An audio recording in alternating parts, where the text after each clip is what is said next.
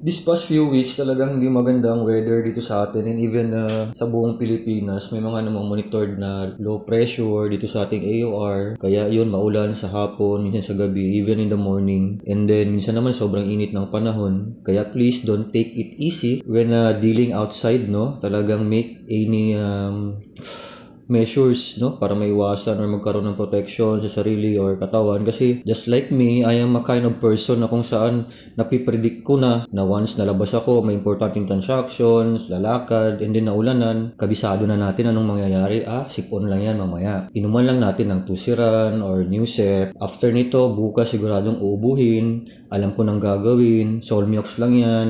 And then, na-use ko na. Ganun ang laging nangyayari kapag naulan na, nainitan. Siyempre, alam na natin yung mga self-medications. Gagaling din naman. Kung dumating naman yung point na lalagnatin, memorize na natin yung gamot na iinumin natin. Then, gagaling din naman. Until now, itong recent na sakit, di ko akalain umabot na ng 2 weeks. Di pa rin gumaling yung ubo, wala na yung lagnat, yung ubo naging dry cough na. To the extent na kailangan ko na magpa-check up, akala ko easy lang, and then we found out na pneumonia na pala. So it is my first time na ma-admit. Malagyan ng dextrose, malagyan ng IV. My goodness, it's very scary. This is my first time, malagyan na matusukan ng ganito. Talagang pag nakikita ko, nanginginig pa rin ako. I can't imagine na may something foreign object na nakatusok sa katawan ko. Ayun. At tayo magawa, kailangan natin magpagaling. Marami pa tayong obligation sa labas, sa ating work, sa ating studies, sa ating family. Take measures sa panahon ngayon. Kaya lalo na sa mga bata,